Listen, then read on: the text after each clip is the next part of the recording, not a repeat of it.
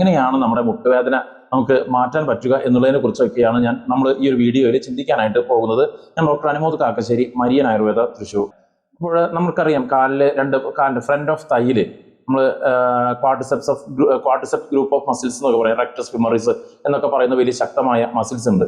നമുക്ക് തുടയുടെ ഫ്രണ്ട് ഭാഗത്ത്, മുകൾ ഭാഗത്ത് നമുക്ക് കിട്ടുന്ന ഒരു മസിലാണ്. ഈ മസിലിന് എന്തെങ്കിലും പ്രശ്നം വന്നു കഴിഞ്ഞാൽ നമുക്ക് ഒരിക്കലും സ്റ്റെപ്പ് കയറാനായിട്ട് നമുക്ക് സാധിക്കില്ല. എല്ലുതേയ്മാനം വരുന്ന വ്യക്തികൾ നോക്കിക്കഴിഞ്ഞാൽ ഇവർക്കെല്ലാം ശക്തമായ അസിഡിറ്റി ഉണ്ട്. എപ്പോഴും ഗ്യാസ് വന്ന് വീർക്കുന്ന, വയർ വന്ന് വീർക്കുന്ന പ്രകൃതമുള്ളവരിലേക്കും ഈ എല്ലുതേയ്മാനം കൂടുതലായി വരികയും മുട്ടുവേദനയിലേക്ക് ലീഡ് ചെയ്യുന്നുണ്ട്. പലപ്പോഴും മുട്ടുവേദനയ്ക്ക് ചികിത്സയ്ക്ക് വരുന്നവർ ആദ്യം ആവശ്യപ്പെടുക അവരുടെ ശരീരത്തിന്റെ അമിതവണ്ണം കുറയ്ക്കണം, അല്ലെങ്കിൽ ശരീരഭാരം കുറയ്ക്കണം എന്നുള്ളതാണ്. ശരീരഭാരം കുറഞ്ഞാൽ അവരുടെ മുട്ടുവേദന മാറുമെന്നാണ് അവരുടെ വിചാരം. പക്ഷേ ഈ അമിതവണ്ണവും അല്ലെങ്കിൽ ശരീരഭാരവും മുട്ടുവേദനയും തമ്മിൽ വലിയ ബന്ധമൊന്നുമില്ല. നമുക്കറിയാം, സുമോ ഗുസ്തിക്കാർ അല്ലെങ്കിൽ വലിയ ഭാരമുള്ളവരൊക്കെ ഉണ്ട്.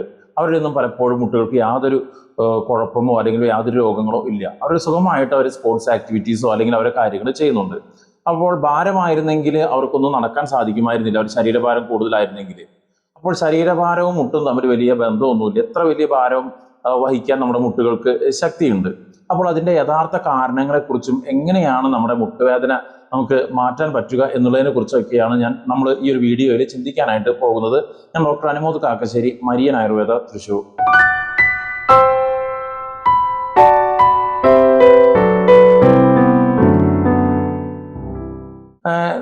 ഒരുപാട് പേരുടെ വലിയ സംശയമാണ് അല്ലെങ്കിൽ ആവശ്യമാണ് അവരുടെ വലിയ തെറ്റിദ്ധാരണയാണെന്ന് നമുക്ക് വേണമെങ്കിൽ പറയാൻ പറ്റും. അവരുടെ അമിത വണ്ണത്തെക്കുറിച്ചും അല്ലെങ്കിൽ ശരീരഭാരം കുറയ്ക്കണം എന്നുള്ളതൊക്കെ. പലപ്പോഴും എന്താണ് മുട്ടിന്റെ പ്രശ്നത്തിന്റെ യഥാർത്ഥമായ കാരണമെന്ന് നമുക്കറിയാം. നമ്മുടെ ശരിക്കും പറഞ്ഞു കഴിഞ്ഞാൽ ഈ മസിലുകൾ, മുട്ടിൽ വരുന്ന മസിലുകളാണ് നമുക്ക് സ്റ്റെപ്പ് കയറാനും നടക്കാനും ഒക്കെ സഹായിക്കുന്ന ഒരു പ്രധാനപ്പെട്ട ഘടകം എന്ന് പറയുന്നത്. മസിലുകളുടെ ചലനമില്ലായിരുന്നെങ്കിൽ മുട്ട് മടക്കാനോ നീർത്താനോ ഒന്നും നമുക്ക് സാധിക്കുമായിരുന്നില്ല. അപ്പോൾ നമുക്കറിയാം, കാലിന്റെ ഫ്രണ്ട് ഓഫ് തൈയില് നമ്മൾ ക്വാഡ്രിസെപ്സ് ഗ്രൂപ്പ് ഓഫ് മസിൽസ് എന്നൊക്കെ പറയാം, റെക്ടസ് ഫിമറിസ് എന്നൊക്കെ പറയുന്ന വലിയ ശക്തമായ മസിൽസ് ഉണ്ട്. നമുക്ക് തുടയുടെ ഫ്രണ്ട് ഭാഗത്ത്, മുകൾ ഭാഗത്ത് നമുക്ക് കിട്ടുന്ന ഒരു മസിലാണ്. ഈ മസിലിന് എന്തെങ്കിലും പ്രശ്നം വന്നു കഴിഞ്ഞാൽ നമുക്ക് ഒരിക്കലും സ്റ്റെപ്പ് കയറാനായിട്ട് നമുക്ക് സാധിക്കില്ല. അതുപോലെ തൈ മസിലിന്റെ പുറകില് ഹാംസ്ട്രിങ് ഗ്രൂപ്പ് ഓഫ് മസിൽസ് ഉണ്ട്. ഇതിൽ ഏതെങ്കിലും മസിലിനൊരു കംപ്ലൈന്റ് വന്നാൽ, പ്രശ്നം വന്നു കഴിഞ്ഞു കഴിഞ്ഞാൽ നമുക്ക് കാൽമുട്ട് പുറകിലോട്ട് മടക്കാനായിട്ട് സാധിക്കില്ല. അതുപോലെ തന്നെ അടുക്കളയിൽ കുറച്ചു നേരം നിന്ന് ജോലി ചെയ്ത് കഴിയുമ്പോൾ കാലിലേക്ക് കഴപ്പ് വരുന്നത് പ്രധാനമായിട്ടും ഗ്യാസ്ട്രോണിമസ് എന്ന് പറയുന്ന കാഫ് മസിലിന്റെ പെയിനാണ്. പലപ്പോഴും നമ്മൾ വിചാരിക്കും, നമ്മൾ കാല് നോക്കുമ്പോൾ ചെറിയ രീതിയിലൊക്കെ വെയിൻസ് ഒക്കെ തടിച്ചു നിൽക്കും. അപ്പോൾ എല്ലാവരുടെയും ചിന്ത എൻ്റെ ഈ കാൽമുട്ട് അല്ലെങ്കിൽ കഴപ്പിന്റെ അല്ലെങ്കിൽ വേദനയുടെ ഒക്കെ കാരണം എന്ന് പറയുന്നത് ഈ തടിച്ചു നിൽക്കുന്ന ചെറിയ ചെറിയ വെയിൻസ് ആണ്. ഒരിക്കലുമല്ല, ഈ മസിലുകളാണ് നമുക്ക് പ്രശ്നങ്ങൾ ഉണ്ടാക്കുന്നത്. ഈ മസിലുകളുടെ പ്രവർത്തനം ഒന്ന് തെറ്റി കഴിഞ്ഞു കഴിഞ്ഞാൽ തന്നെ നമുക്കറിയാം, പലപ്പോഴും വലിയൊരു ഇഞ്ചുറി, ഒരു ചതവോ, ഫുട്ബോളോ അല്ലെങ്കിൽ ക്രിക്കറ്റോ അല്ലെങ്കിൽ വോളിബോളോ ഒക്കെ കളിക്കുന്നവർക്ക് അല്ലെങ്കിൽ ബാസ്കറ്റ് ഒക്കെ കളിക്കുന്നവർക്ക് വലിയ ചതവ് ഉണ്ടായി കഴിയുമ്പോൾ ഈ മസിൽസിന്റെ അലൈൻമെന്റ് തെറ്റും. ഈ മസിൽസ് ഒക്കെ ഒരു പ്രത്യേക രീതിയിൽ ചെരിഞ്ഞും നേരെയും അല്ലെങ്കിൽ അങ്ങനെയൊക്കെ ഒരു പ്രത്യേക രീതിയിലാണ് ദൈവം അറേഞ്ച് ചെയ്തിരിക്കുന്നത്. അപ്പോൾ ഇതിന്റെ എവിടെയെങ്കിലുമൊക്കെ ഒരു മസിലുകൾക്ക് ചതവ് വന്നു കഴിയുമ്പോൾ ഈ മുട്ടുകളുടെ അലൈൻമെന്റിന് വലിയ പ്രശ്നം പറ്റും. നമ്മുടെ ടയറൊക്കെ തേഞ്ഞു പോകില്ലേ, ടയറിന്റെ അലൈൻമെന്റ് നമ്മൾ ശരിയാക്കില്ലേ, അതുപോലെ തന്നെയാണ് മസിലുകളുടെ അലൈൻമെന്റ് തെറ്റി കഴിഞ്ഞാൽ മുട്ടുകളുടെ കാർട്ടിലേജ് പെട്ടെന്ന് ഒരു ഫ്രിക്ഷൻ മൂലം പെട്ടെന്ന് ഒരു തേയ്മാനത്തിലേക്ക് പോകാനും മുട്ട് എല്ലുതേയ്മാനം സംഭവിക്കാനും സാധ്യതയുണ്ട്.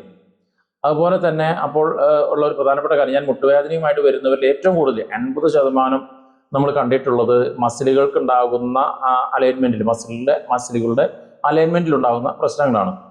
മറ്റൊരു കാരണം എന്ന് പറയുന്നത് നമ്മുടെ ശരീരത്തിലുണ്ടാകുന്ന ഈ കാർട്ടിലേജിനും എല്ലുകളിലേക്ക് ആവശ്യമായുള്ള പോഷണങ്ങൾ ലഭിക്കേണ്ടത് നമ്മുടെ ഉദരത്തിൽ നിന്നാണ്. അതായത് ഇതിനുവേണ്ട കാൽഷ്യവും മാഗ്നീഷ്യവും ഒക്കെ കിട്ടേണ്ടത് നമ്മുടെ ഭക്ഷണത്തിൽ നിന്നാണ്. പലപ്പോഴും നമ്മുടെ ദഹന വ്യവസ്ഥയിലുള്ള തകരാറ് മൂലം നമുക്ക് എല്ലുകൾക്ക് വേണ്ടത്ര പോഷണം കിട്ടുകയില്ല. അതിന്റെ ഭാഗമായിട്ട് നമ്മുടെ കാർട്ടിലേജുകൾ ദ്രവിച്ചു പോകാം. മറ്റൊരു കാര്യമുള്ളത്, വളരെ പെട്ടെന്ന് തന്നെ മുട്ടുകൾ തേയ്മാനം വന്നു പോകുന്ന, എല്ലുതേയ്മാനം വരുന്ന വ്യക്തികൾ നോക്കിക്കഴിഞ്ഞാൽ ഇവർക്കെല്ലാം ശക്തമായ അസിഡിറ്റി ഉണ്ട്. എപ്പോഴും ഗ്യാസ് വന്ന് വീർക്കുന്ന, വയർ വന്ന് വീർക്കുന്ന പ്രകൃതമുള്ളവരിലേക്കും ഈ എല്ലുതേയ്മാനം കൂടുതലായി വരികയും മുട്ടുവേദനയിലേക്ക് ലീഡ് ചെയ്യുന്നുണ്ട്. അപ്പോൾ ഞാൻ പറഞ്ഞു വന്നത് 2-3 കാരണങ്ങളാണ് ഇതിൽ പ്രധാനപ്പെട്ടതായിട്ടുള്ളത്.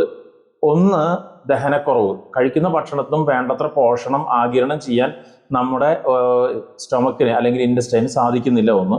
മറ്റൊന്ന് ഹെവി അസിഡിറ്റി വരുമ്പോൾ ഈ നമ്മുടെ ശരീരം മുഴുവൻ അസിഡിക് ആയിട്ടുള്ള ബ്ലഡാണ് നമ്മുടെ ശരീരം സഞ്ചരിക്കുന്നത്.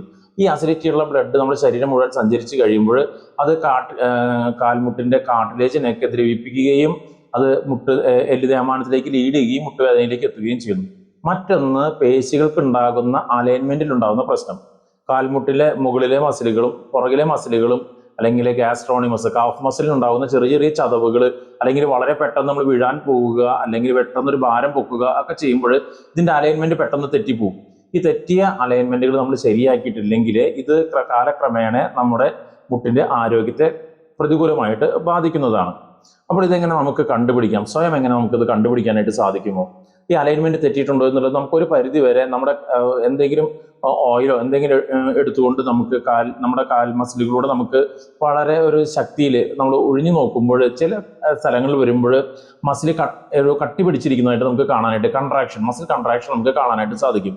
നമുക്കത് സ്വയം കൈകൊണ്ട് റിലീസ് ചെയ്യുകയോ അല്ലെങ്കിൽ മറ്റൊരാളുടെ സഹായം കൊണ്ട് ഈ മസിലുകൾ റിലീസ് ചെയ്യുകയോ ചെയ്യുന്നതിലൂടെ കാൽമുട്ടിലേക്കുള്ള ആ ഒരു മസിലിന്റെ അലൈൻമെന്റിന്റെ പ്രോബ്ലം നമുക്ക് ശരിയാക്കാനായിട്ട് ഒരു പരിധി വരെയൊക്കെ സാധിക്കുന്നതാണ്. നമ്മളെ കൊണ്ട് സാധിക്കുന്നില്ല, ചിലപ്പോൾ കാൽമുട്ടിന്റെ പുറകിലൊക്കെ ആണെങ്കിൽ നമ്മളെ കൊണ്ട് അത് ചെയ്യാൻ സാധിക്കില്ല.